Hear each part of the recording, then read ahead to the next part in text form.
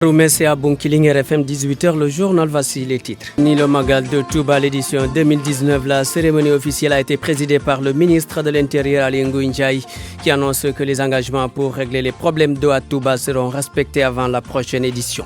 Les routes ont encore tué lors de Magal. 15 personnes ont perdu la vie, 134 sorties ont été effectuées, des chiffres de la Brigade nationale des sapeurs-pompiers. Le paludisme, l'indice donc passe de 6 sur 1000 à 12 sur 1000. La situation préoccupe à Koungheul. Les autorités médicales promettent de multiplier les actions de lutte contre la maladie. Et la situation reste tendue en Guinée-Conakry. Le domicile de l'opposant Selou Dalein Diallo encerclé. Les personnes arrêtées jugées au tribunal. À Conakry, le procureur a requis 5 ans de prison ferme et 2 millions d'amendes de francs guinéens. Contre les mises en cause, nous irons en Guinée-Conakry. Les actualités des TIC et des prix. Justement, nous allons parler de la situation en Guinée-Conakry. Ça sera avec le journaliste guinéen Aliou Bem Diallo. Il analyse la situation actuelle. À la technique pour ce 18h, Hamadi Ndiaye au micro, Jo Maron. Bienvenue à toutes et à tous. Magal de Touba, la cérémonie officielle a eu lieu en présence du ministre de l'Intérieur Ali Ngouille Ndiaye qui s'engage à résoudre les problèmes évoqués lors du Magal. Quant au porte-parole du Khalife général, donc Serigne Bass Abdou Khadre, qui se prononce donc sur le comportement des jeunes, Mohamed Diop. Rideau sur le Magal de Touba, édition 2019, avec la cérémonie officielle qui s'est achevée il y a quelques heures à la résidence Khadimou Rassoul. Elle était présidée par le ministre de l'Intérieur Ali Ngouille Ndiaye en présence du Khalife général des Mourides, Serigne Mountakha Bassirou Mbacké. Dans son discours, Ali Ngouille Ndiaye a salué la position du Khalife général des Mourides, surtout à l'ouverture de la mosquée Massalikul Jinan, avec le rôle joué par le Saint-Homme dans la réconciliation Wade Macky Sall. Il a aussi magnifié la participation du président de la République Macky Sall pour la réalisation de cette belle infrastructure, notamment avec l'exonération de taxes pour le matériel de construction à hauteur de 5 milliards de francs CFA et les frais d'assainissement pour 7 milliards de francs CFA. Cette année, de grosses pénuries d'eau ont été constatées dans beaucoup de quartiers de la ville sainte de Touba. Le gouvernement a promis de prendre en charge cette question. Selon le ministre Ali Ngouille Ndiaye, au nom du Khalife général des Mourides, Serigne Bassirou Mbacké Abdoul Khadre, s'est dit satisfait par les mesures prises par le gouvernement pour la réussite du Magal de Touba. Édition 2019, Mohamed Diop, Touba, RFM. 15 décès, dont 14 par accident de la circulation à l'occasion du Grand Magal de Touba. C'est le bilan dressé par la Brigade nationale des sapeurs-pompiers. 134 sorties ont été effectuées par les soldats du feu. Écoutons le capitaine Mamadou Diagne, chargé de l'information de la Brigade nationale des sapeurs-pompiers, au téléphone avec Fatima Tali. Pour les accidents de la circulation, nous totalisons 134 sorties avec 438 victimes, dont 13 décédés. Pour les incendies, on comptabilise 3 sorties. Pour les malades sur la voie publique, 39 sorties totalisant 57 victimes. Pour les autres accidents, nous totalisons 23 sorties avec 24 victimes, dont 2 décédés. Ce qui fait un total global pour les accidents de 15 victimes décédées. Pour les assainissements, nous comptons 7 sorties. Les alertes motivées, 2 sorties. Pour les autres opérations diverses, 7 sorties. Pour le ravitaillement en eau, à la date d'aujourd'hui, nous sommes à 57 sorties avec 354 mètres cubes d'eau distribués. Le total général des sorties à la date d'aujourd'hui est égal à 272 sorties totalisant 519 victimes, dont 15 décédés. Pour les consultations au niveau de notre antenne médicale, nous avons traité 159 patients. La remarque est que le bilan en termes de corps sans vie à ce jour est égal au bilan général de l'année 2018 au même jour. Donc 15 pour l'année 2018 et 15 pour l'année 2019. Toujours, nous parlons donc des accidents, un autre accident de la circulation en provenance donc de Touba et à destination de Diaksao. Un véhicule 4x4 s'est renversé aux environs de 10 heures à hauteur du village de Mbadiadem, donc à Kaffrine. Une personne est morte sur le coup et il y avait aussi de nombreux blessés graves, tous évacués à l'hôpital régional de Kaffrine. Le chauffeur du véhicule a perdu son contrôle, selon notre correspondant sur place, Omar Ndiaye. RFM, la radio de toute l'actualité. Parlons de la ménopause. La journée a été célébrée ce vendredi, période difficile pour certaines femmes. Oumou Kalsoumli. C'est de cette façon que se manifeste la ménopause chez cette dame qui préfère garder l'anonymat, une situation que vivent beaucoup d'autres femmes. Pour elles, l'entourage doit les comprendre et les accompagner dans cette étape. Les femmes qui subissent les effets de la ménopause doivent faire savoir à leur famille que les maux de tête et les bouffées de chaleur sont des signes et c'est parfaitement normal, afin que ces derniers puissent les comprendre. Une autre dame rencontrée sur la route préfère taire son nom. Elle fait savoir qu'elle se rend à chaque fois chez le médecin pour trouver des médicaments qui peuvent soulager les douleurs qu'elle ressent. Je prends tout le temps des médicaments afin de soulager mes douleurs. J'ai toujours le corps chaud. En plus, je ressens une fatigue générale. Le vieux Ndende Ndiaye, trouvé devant sa maison, constate souvent une attitude bizarre de son épouse, mais parvient quand même à la gérer. On doit comprendre les femmes, c'est normal. Elles sont dans une étape difficile, parfois elles sont insupportables, mais je les comprends. Et puis à leur âge, on ne peut que les assister. Serigne Gueye trouve que c'est normal. Il demande aux hommes d'être compréhensifs. Ce sont les hommes qui doivent accompagner les femmes, à mon avis. On a dit un couple et le mariage, c'est pour la vie. On doit s'entraider. Elles sont nombreuses à ne pas se faire comprendre par leur famille quand elles sont en période de ménopause. En cette journée mondiale, ces dames demandent une assistance de leurs proches pour pouvoir gérer cette étape inéluctable de la vie d'une femme. La recrudescence du paludisme dans la région de Kaffrine, l'indice est passé de 6 sur 1000 à 12 sur 1000. La situation est préoccupante à Koungheul et les autorités s'engagent à faire face. Le docteur Moustapha Diop, médecin-chef de la région, au micro de notre correspondant Omar Ndiaye. Le bilan que nous avons fait en 2018 à travers notre rapport de performance a montré que l'incidence est passée de 6 pour 1000 à 12 pour 1000. Donc on a doublé l'incidence en un an. Et que la région de Kaffrine, en tout cas, parmi les régions qui sont dans l'axe centre, était la première région du point de vue de l'incidence du palud. Mais quand nous avons fait l'état des lieux au niveau de la région, nous avons vu que c'est le département de Koungheul qui tirait la région vers cette situation-là. Alors nous avons, avec le district, avec tous nos partenaires, en tout cas, essayé de comprendre le phénomène. Et après analyse, en tout cas, nous avons proposé un plan de riposte avec l'appui du PNLP, l'appui de nos partenaires, pour venir en tout cas à bout de ce problème-là.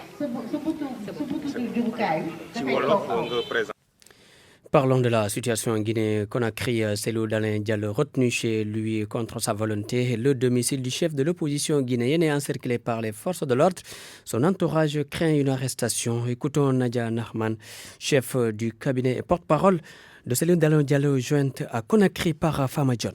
Le chef de file de l'opposition guinéenne et ancien Premier ministre, Cellou Dalein Diallo, est en ce moment même séquestré à son domicile de Dixine, avec un arsenal de véhicules militaires et d'agents armés qui en bloquent tous les accès.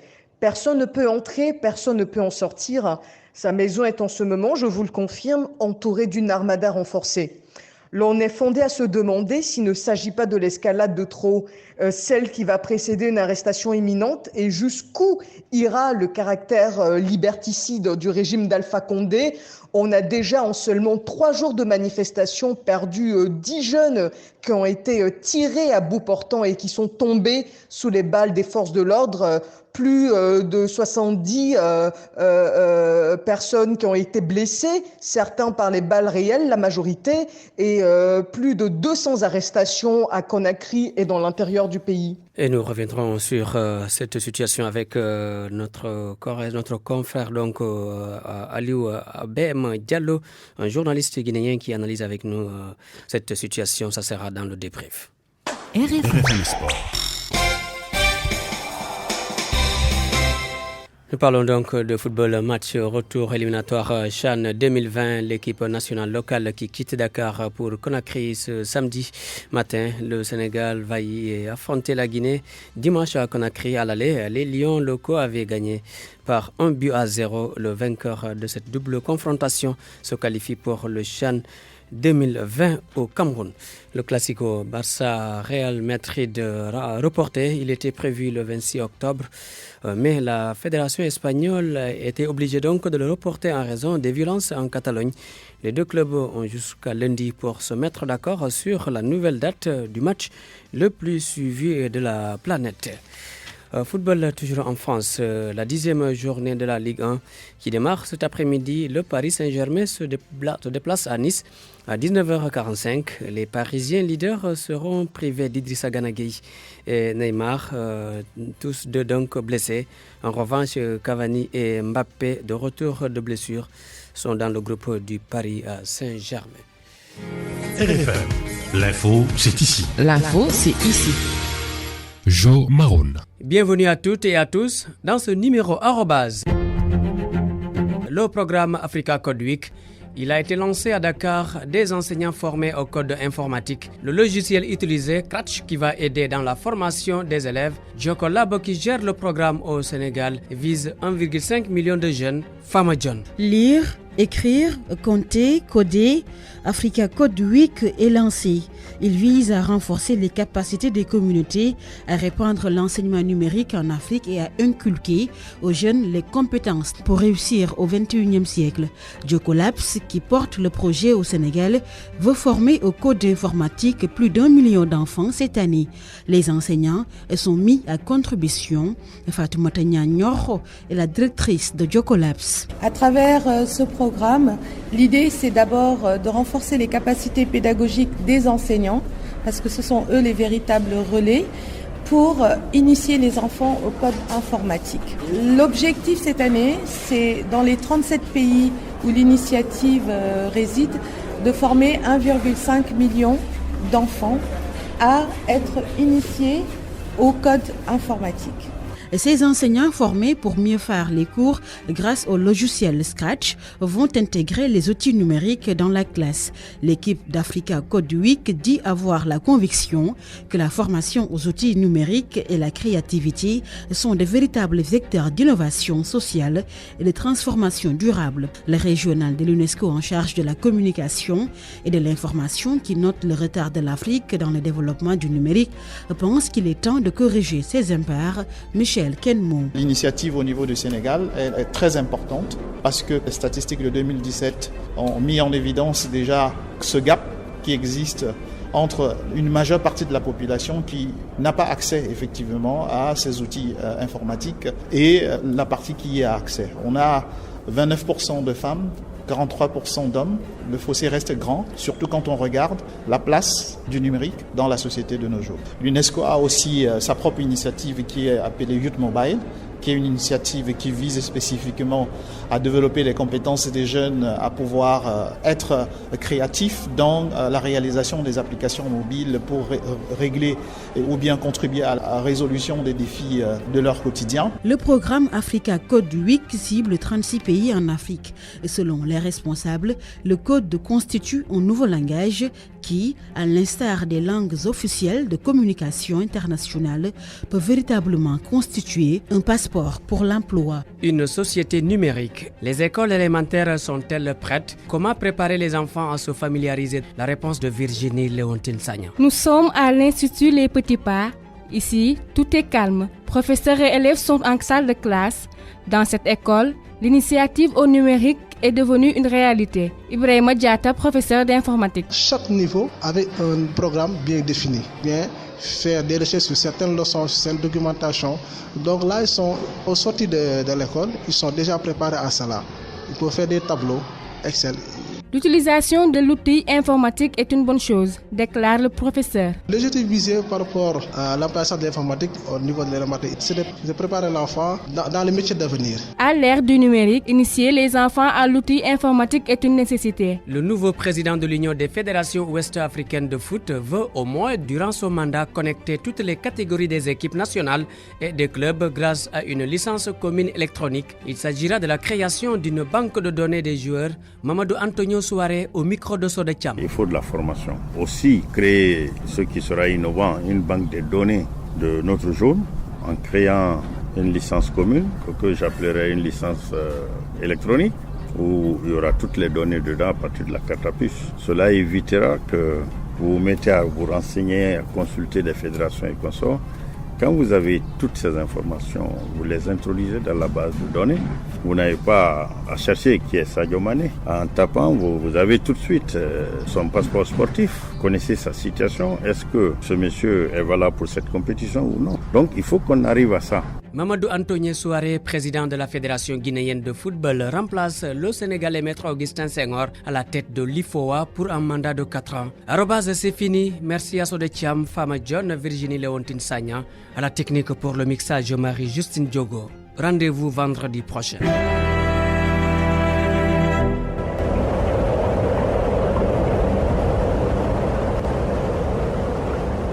Aliou BM Diallo, bonsoir. Bonsoir, messieurs. Vous êtes journaliste guinéen, vous suivez pour nous ce qui se passe aujourd'hui en Guinée-Conakry. Décris-nous la situation actuelle. La situation reste encore compliquée en Guinée depuis l'appel à manifester du Front national pour la défense de la Constitution lundi. Mais depuis hier jeudi, l'accalmie est revenue à Conakry et à l'intérieur du pays. La circulation a repris et certains commerces ont repris leurs activités. Les citoyens vaquent aujourd'hui à leurs activités quotidiennes. Le domicile de l'opposant est encerclé par les forces de l'ordre depuis presque mercredi ou même dimanche. Mais qu'est-ce qui se passe réellement? La présence des forces de l'ordre au domicile de l'opposant Cellou Dalein Diallo est encore visible. Et ces forces de l'ordre hybrides, police et gendarmes sont là depuis dimanche nuit, la veille de la manifestation appelée par le FNDC. Et depuis lors, presque l'accès au domicile du chef de file de l'opposition est impossible parce que les forces de sécurité ont barré toutes les issues à travers leurs pick-up et des camions à eau. Jusqu'à mercredi, un dispositif sécuritaire impressionnant a été déployé autour du domicile de leader de l'opposition guinéenne. Donc jusqu'à aujourd'hui, Cellou Dalein Diallo reste encore confiné chez lui. Des personnes ont été arrêtées, il y a même d'autres aussi qui ont trouvé la mort. Apparemment une atmosphère tendue en Guinée-Conakry. La situation reste toujours tendue à Conakry parce que le procès des personnes arrêtées suite à la manifestation a commencé mercredi et s'est poursuivi aujourd'hui. Déjà, ce procès se poursuit encore au niveau des tribunaux de Conakry et à l'intérieur du pays. Ce vendredi, le procureur de la République près le tribunal de première instance de Dixine à Conakry, Sidi Souleymane Ndiaye, a requis contre les principaux leaders du FNDC à 5 ans d'emprisonnement ferme et une amende de 2 millions de francs guinéens. Ces principaux leaders sont poursuivis pour manœuvres et actes de nature à compromettre la sécurité publique et à occasionner des troubles à l'ordre public. Un des avocats de la défense, Maître Pépé Antoine Lama, a plaidé la relaxe pure et simple des prévenus pour, dit-il, délits non constitués. Pour lui, ce sont les responsables de la mort des citoyens qui devraient être à la barre aujourd'hui et non des citoyens qui ont exprimé leur opinion. Donc les plaidoiries se poursuivent ici même à Conakry au tribunal de première instance de Dixine et dans les autres tribunaux à Conakry et à l'intérieur du pays. Donc la situation reste encore tendue parce que l'appel à manifester du FNDC, c'est de dire à Alpha Condé de renoncer à son projet de modification de la Constitution pour se procurer un mandat de plus. Aliou BM Diallo, je rappelle que vous êtes journaliste guinéen. Je vous remercie. C'est moi qui vous remercie. Et voilà, c'est la fin de ce journal. Je rappelle les titres. C'est fini le Magal de Touba, l'édition 2019. La cérémonie officielle a été présidée par le ministre de l'Intérieur, Ali Ngouille Ndiaye, qui annonce que les engagements pris pour régler les problèmes d'eau seront respectés avant la prochaine édition. Les routes ont encore tué lors du Magal. 15 personnes ont perdu la vie, 134 sorties ont été effectuées. Des chiffres de la Brigade nationale des sapeurs-pompiers. Le paludisme dans la région de Kaffrine, l'indice passe de 6 sur 1000 à 12 sur 1000. La situation préoccupe à Koungheul. Les autorités promettent de multiplier les actions de lutte contre la maladie. Et la situation qui reste très tendue en Guinée-Conakry, le domicile de l'opposant Cellou Dalein Diallo encerclé, les personnes arrêtées jugées au tribunal à Conakry. Le procureur a requis 5 ans de prison ferme et 2 millions de francs guinéens contre les mises en cause. Arrobase l'actualité des TIC et le débrief. Donc, c'était donc le journaliste guinéen Aliou Bem Diallo qui a évoqué donc la situation sur place en Guinée-Conakry, une situation qui reste tendue.